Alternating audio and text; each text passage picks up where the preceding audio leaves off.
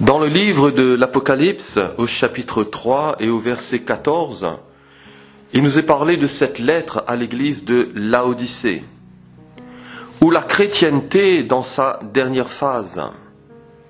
Je lirai à partir du verset 14, il est dit « Écrit à l'ange de l'église de Laodicée. Voici ce que dit l'Amen, le témoin fidèle et véritable, le principe de la création de Dieu. Je connais tes œuvres, je sais que tu n'es ni froid ni bouillant. Puisses-tu être froid ou bouillant? Ainsi, parce que tu es tiède et que tu n'es ni froid ni bouillant, je te vomirai de ma bouche. Parce que tu dis, je suis riche, je me suis enrichi, et je n'ai besoin de rien. Et parce que tu ne sais pas que tu es malheureux, misérable, pauvre, aveugle et nu. Je te conseille d'acheter de moi de l'or éprouvé par le feu, afin que tu deviennes riche, et des vêtements blancs, afin que tu voies, et que la honte de ta nudité ne paraisse pas. Et un collier pour oindre tes yeux afin que tu vois. Moi, je reprends et je châtie tous ceux que j'aime. Et donc du zèle, et repens-toi. Voici, je me tiens à la porte et je frappe. Si quelqu'un entend ma voix et ouvre la porte, j'entrerai chez lui, je souperai avec lui et lui avec moi. Celui qui vaincra, je le ferai asseoir avec moi sur mon trône, comme moi j'ai vaincu, et me suis assis avec mon Père sur son trône. Que celui qui a des oreilles entende ce que l'Esprit dit aux églises. Laodicée.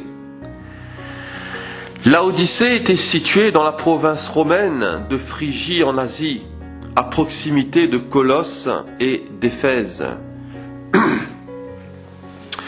C'était une ville très riche et l'une des plus importantes de tout l'Empire romain.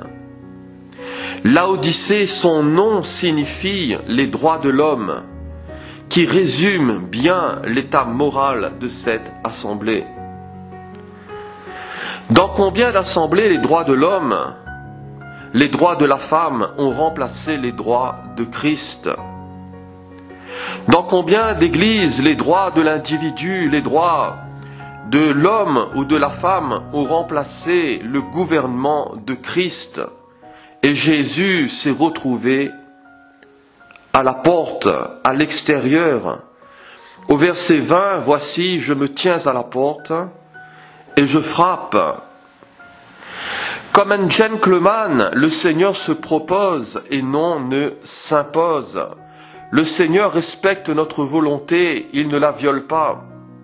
Le Seigneur frappe poliment en attendant que chacun lui ouvre les portes et lui ouvre les portes de son cœur. Car tout homme, toute femme, tout individu est maître de la maison de son cœur, de la maison de sa vie, dans ce sens que nous avons la liberté du choix. La Bible nous dit « Choisis la vie et non la mort, choisis la bénédiction et non la malédiction ». Comment Jésus est-il personnifié? Quelles sont ses marques de caractère? Quelles sont ses marques de distinction à Jésus? Au verset 14, il se présente comme l'Amen, comme le témoin fidèle et véritable et le principe de la création de Dieu. Jésus est digne de foi et il est véridique. En tant qu'Amen, Jésus personnifie la vérité et la fidélité. Il l'incarne. Jésus, c'est celui qui garantit et accomplit les promesses divines. Et au-delà des titres, Jésus possède la nature. Dans Apocalypse 19, l'apôtre Jean, dans sa vision, verra le ciel ouvert et parut un cheval blanc. Celui qui le montait s'appelle fidèle et véritable. Parlant de Jésus, il juge et il combat avec justice. En tant qu'Amen, Jésus personnifie la vérité et la fidélité. Il incarne. Il est celui qui garantit et accomplit les promesses divines. Et l'apôtre Paul dira: car pour ce qui concerne toutes les promesses de Dieu, c'est en lui qu'est le oui. C'est pourquoi encore l'Amen par lui est prononcé par nous à la gloire de Dieu. 2 Corinthiens chapitre 1 verset 20. En faisant confiance à Christ, nous disons Amen à Dieu. Parce que nous avons tout pleinement en lui, en Christ. Christ offre et la foi saisit. La foi saisit la grâce, elle saisit la bénédiction. La foi saisit le salut, la sanctification, la communion et la glorification.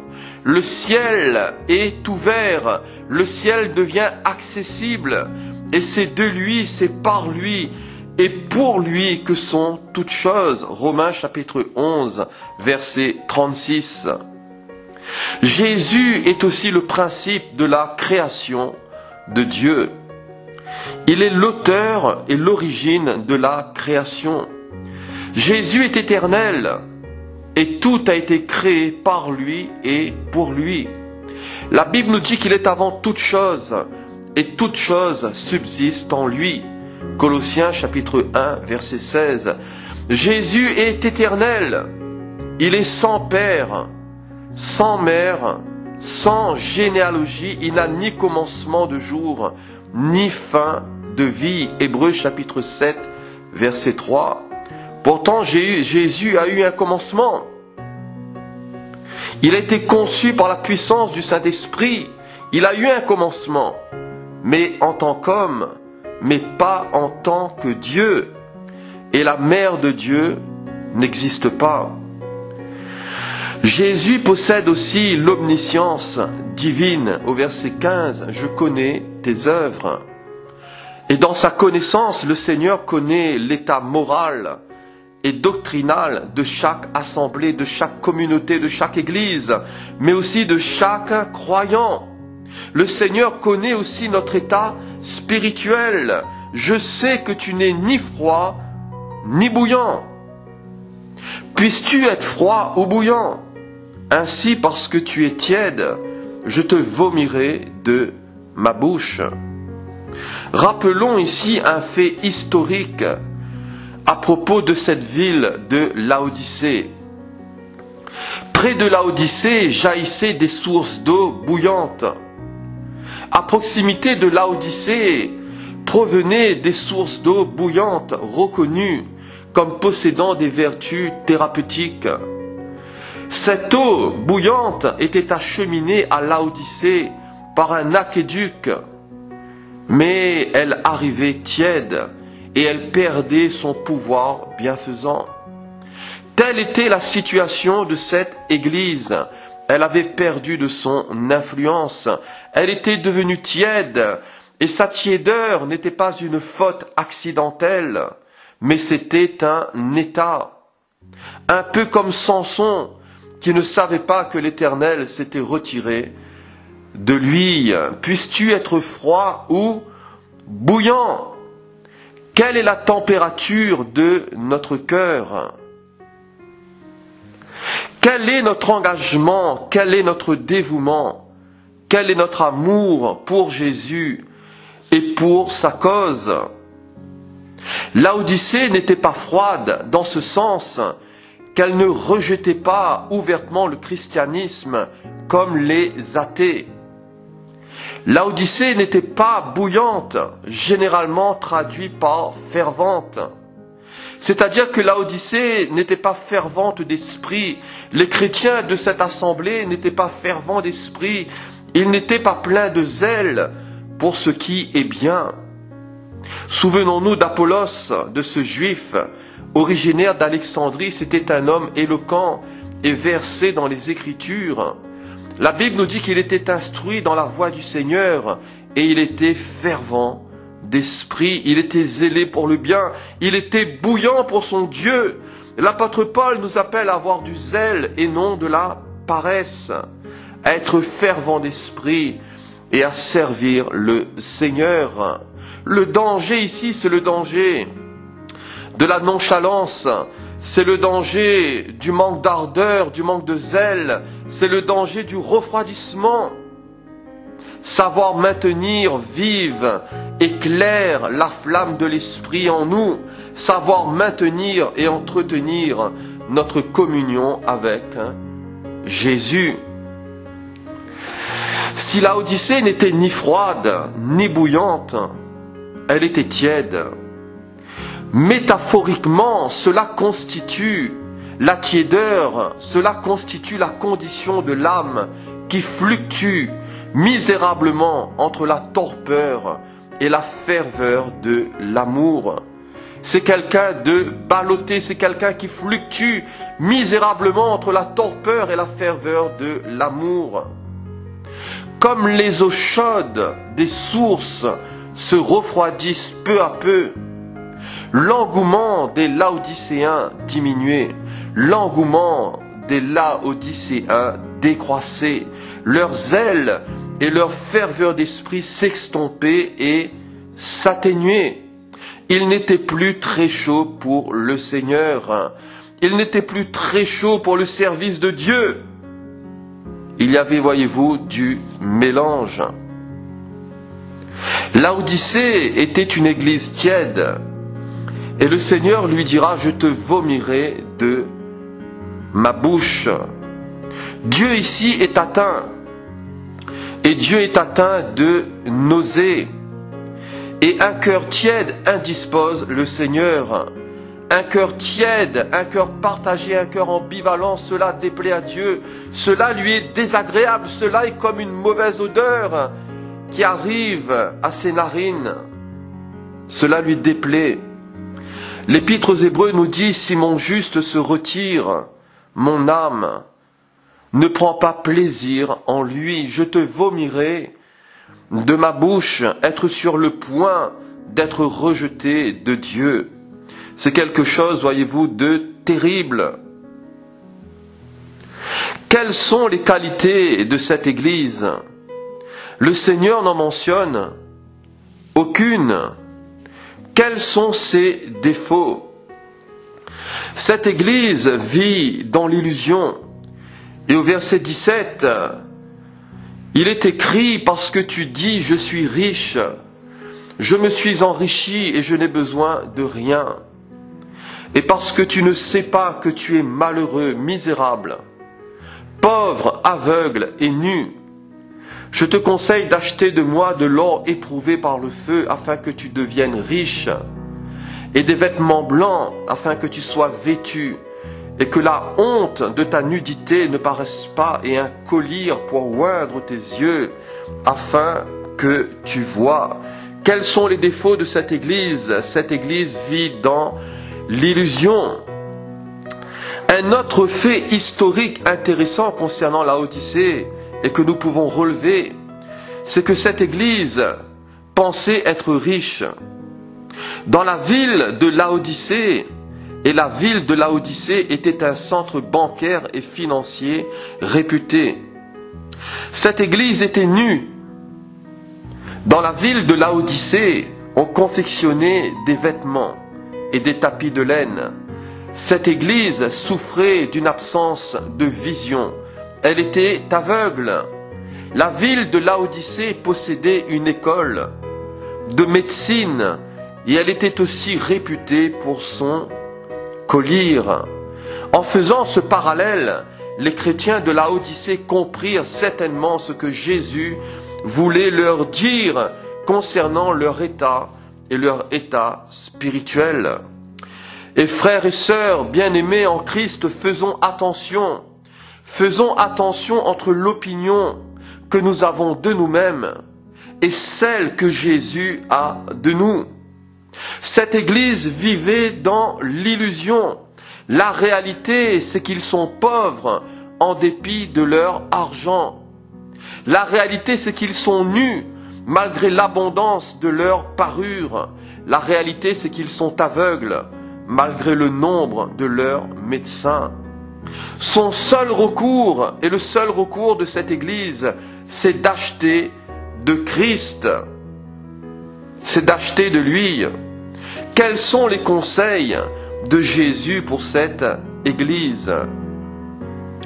Au verset 18, je te conseille d'acheter de moi de l'or éprouvé par le feu, afin que tu deviennes riche, et des vêtements blancs afin que tu sois vêtu, et que la honte de ta nudité ne paraisse pas, et un collier pour oindre tes yeux afin que tu vois. Jésus vend de l'or, et il vend de l'or éprouvé par le feu. Des vêtements blancs et aussi un collier pour soigner nos yeux, pour soigner les yeux malades, pour soigner les églises chrétiennes malades, les croyants malades. Et Dieu veut nous soigner.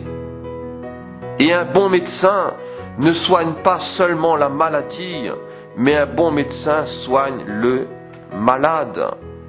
Quelles sont les prescriptions médicales de Dieu? Les prescriptions médicales de Dieu, c'est la croix. Et à la croix, ce sont nos souffrances qu'il a portées. C'est de nos douleurs qu'il s'est chargé.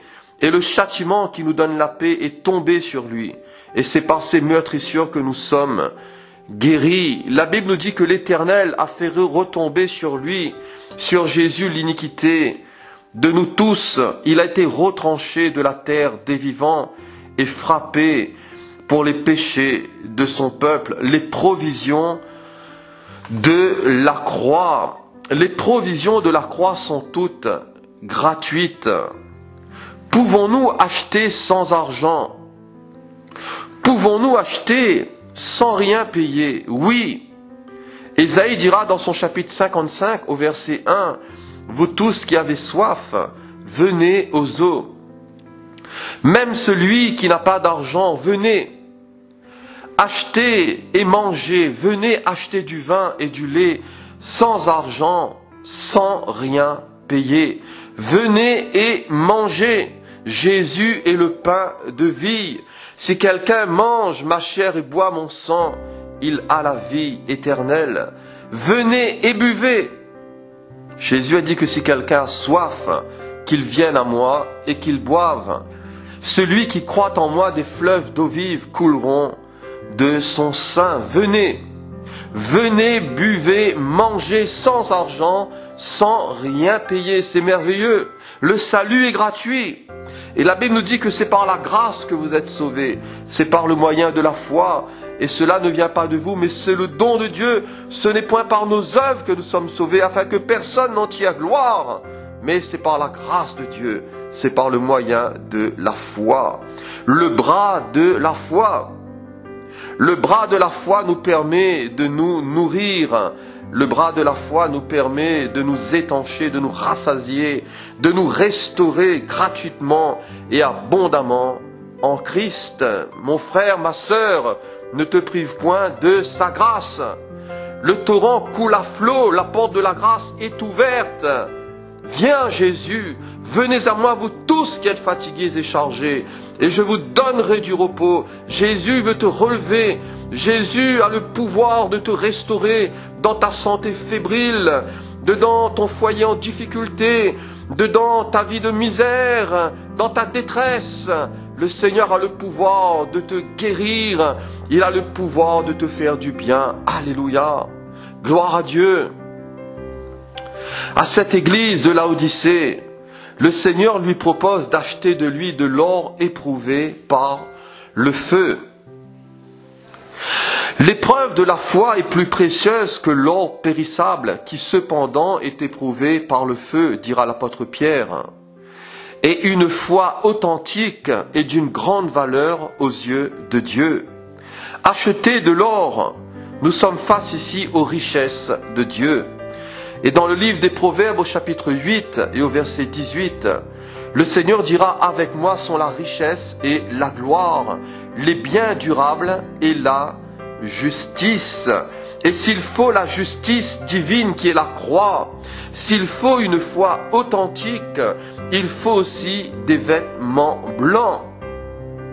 Et la Bible nous appelle à nous revêtir de Christ, c'est-à-dire à nous habiller de Jésus, à nous capeler de lui, à nous draper de lui, afin que ce qui est mortel soit englouti par la vie. La Bible nous appelle à revêtir l'homme nouveau, la femme nouvelle, qui a été créée selon Dieu dans une justice et une sainteté que produit la vérité. Ce nouveau type d'homme et de femme est selon Dieu, c'est-à-dire créé à sa ressemblance, à son caractère et à sa nature. Quand nous naissons de nouveau, nous changeons de nature. Nous recevons la nature de Dieu, sa force, sa capacité.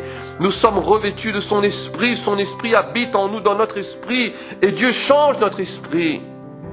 L'Épître aux Éphésiens nous dit que nous étions, par nature, des enfants de colère. Mais par notre nouvelle nature, nous sommes maintenant enfants de Dieu, par la foi en Jésus-Christ. 2 Corinthiens 5,17, si quelqu'un est en Christ, il est une nouvelle créature, une nouvelle création. Les choses anciennes sont passées, voici, toutes choses sont devenues nouvelles dans mon esprit. S'il existe une position en tant que croyant, il existe aussi un état, c'est-à-dire une justice pratique, c'est-à-dire une vie juste, une vie sainte. Je te conseille d'acheter de moi des vêtements blancs. Le blanc, dans le grec, c'est loukos qui signifie lumière. Le blanc signifie vif, brillant, brillant de blancheur, blanc, éblouissant. Je te conseille d'acheter de moi des vêtements blancs. Dans Matthieu 17, souvenons-nous, lors de la transfiguration sur la montagne, Jésus fut transfiguré devant Pierre, Jacques et Jean. La Bible nous dit que son visage resplendit comme le soleil, ses vêtements devinrent blancs comme la lumière. Je te conseille d'acheter de moi des vêtements blancs. Les vêtements blancs sont aussi le symbole de l'innocence et de la pureté de l'âme. Question, dans quel état se trouvent nos vêtements? Lavons par la foi nos robes dans le sang de l'agneau. Purifions-nous, frères et sœurs, à l'aube du retour de Jésus de toute souillure de la chair et de l'esprit, puisque cette Église est la dernière des Églises avant le retour de Jésus. Lavons nos cœurs, lavons nos vies, sanctifions nos âmes, purifions-nous par la foi dans le sang de l'agneau, protégeons-nous aussi de la puissance du péché, de l'esprit du mal, de toutes les influences diaboliques, de l'esprit de ce siècle mauvais, des tentations, des œuvres malsaines de la chair, de l'impudicité, de l'iniquité. Protégeons-nous et que le Seigneur nous vienne en aide, car celui qui est né de Dieu, il se garde lui-même et le malin ne le touche pas. Je te conseille d'acheter de moi aussi, dira le Seigneur, un collier, et un collier pour oindre tes yeux. Seul Jésus peut nous rendre la vue, et seul Jésus peut nous rendre la vue spirituelle. Par l'Esprit, nous pouvons acquérir aussi une vision juste des choses et des choses du Seigneur. L'état écœurant des Laodicéens n'a pas éteint l'amour de Jésus pour eux. Je le répète, l'état écœurant des Laodicéens n'a pas éteint l'amour de Jésus pour eux. Au verset 19, « Moi je reprends et je châtie tous ceux que j'aime. » L'amour du Seigneur pour cette Église se traduit par le fait qu'il la reprend et la châtie. Et les jugements acerbes du Seigneur ne font qu'exprimer sa profonde tendresse. Et dans le livre des Proverbes, il est dit, « Mon fils, ne méprise pas la correction de l'Éternel, et ne t'effraie point de ses châtiments, car l'Éternel châtie celui qu'il aime, comme un père l'enfant qu'il chérit. » L'Épître aux Hébreux nous dit, « Ne perds pas courage, mon fils. » Non, ne perds pas courage, ma fille, quand le Seigneur te corrige, quand il te reprend, non, car c'est pour ton bien. C'est comme à des fils, c'est comme à des filles que Dieu nous traite, afin que nous ne soyons pas condamnés avec le monde, afin que nous participions aussi à sa sainteté et que nous puissions jouir aussi plus tard d'un fruit paisible de justice, puisque nous avons pu exercer, nous avons pu apprendre, nous avons pu être là sous le pouvoir et sous la discipline de Dieu. Cela produit bien sûr un fruit paisible de justice, c'est-à-dire que nous allons rester tranquilles, nous allons vivre paisiblement devant le Seigneur, nous allons nous occuper de nos propres affaires, travailler de nos propres mains, et nous allons pouvoir glorifier le Seigneur. Quelle solution Jésus propose à cette Église? Comme solution, Jésus propose à cette Église d'avoir du zèle et de se repentir au verset 19. Et donc du zèle et repens-toi. C'est-à-dire brûle à nouveau pour moi, sois zélé dans la poursuite du bien, efforce-toi dans la pratique de ce qui est bien, et donc du zèle et repens-toi. Voilà la solution que Jésus propose à l'Église des derniers temps, à l'Église qui se situe juste avant la période de l'enlèvement.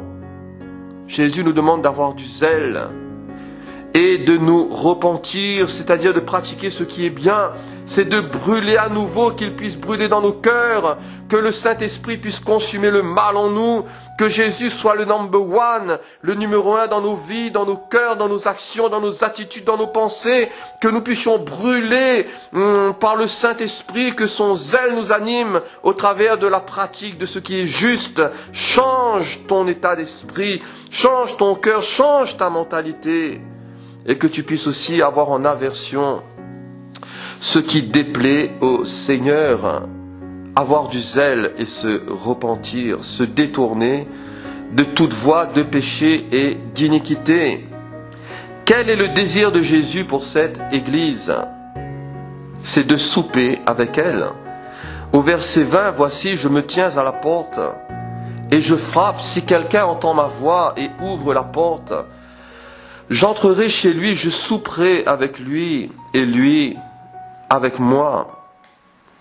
Les vraies richesses, nous pouvons les avoir qu'à la table de Jésus, et plus particulièrement au travers de la Sainte Seine. Les chrétiens orgueilleux, aveugles et tièdes de Laodicée n'avaient pas compris cela. Ils avaient laissé Christ à l'extérieur. Quel type de relation avons-nous avec Christ? Quel type de communion avons-nous avec Jésus? Dans sa proximité avec Dieu, le psalmiste dira « J'ai constamment l'Éternel sous mes yeux. Quand il est à ma droite, je ne chancelle pas. » L'appel du Seigneur, c'est aussi un appel individuel. Si quelqu'un entend ma voix, si une personne entend ma voix, s'il veut comprendre, s'il veut apprendre de moi, s'il ouvre les portes de son cœur, de son âme, de sa vie, alors j'entrerai, je souperai avec lui et lui avec moi. Jésus est le bon berger et les brebis entendent sa voix et les brebis le connaissent. Quelle promesse Jésus fait-il à cette Église? Au verset 21, au vainqueur, je le ferai asseoir avec moi sur mon trône, comme moi j'ai vaincu et me suis assis avec mon Père sur son trône. Jésus est le grand vainqueur. Jésus a vaincu le monde, la mort et son prince, Satan et ses cliques de démons. En conséquence, sa place est d'être assis avec son Père sur son trône. Et si nous vainquons, Jésus nous fera également asseoir sur son trône. Qui veut vaincre? Qui veut régner avec Christ? Régner pendant le millénium, pendant ce règne de 1000 ans, mais aussi régner et le règne éternel dans la nouvelle Jérusalem. Pour terminer, que celui qui a des oreilles entende ce que l'Esprit dit aux églises. Que dit l'Esprit aux églises? C'est que nous devons faire attention à la tiédeur, et plus particulièrement dans ces temps qui se situent juste avant l'enlèvement de l'Église. Rappelons-nous, nous sommes dans la dernière Église, avant l'enlèvement. Que dit l'Esprit aux églises? C'est de prendre garde à la tiédeur, à la paresse, à la nonchalance, nous ne devons pas aussi nous tromper par de faux raisonnements. Acceptons aussi de nous laisser reprendre par Jésus afin de changer. Toutes les provisions aussi sont en Christ. Que Dieu vous bénisse, mes frères et sœurs qui m'écoutez sur le net, au travers du monde, en Afrique aussi, en Côte d'Ivoire, mes frères et sœurs bien-aimés de la Côte d'Ivoire, que Dieu vous bénisse, soyez richement comblés, que le Seigneur vous renouvelle, que le Seigneur vous comble de sa grâce, au nom de Jésus. Amen.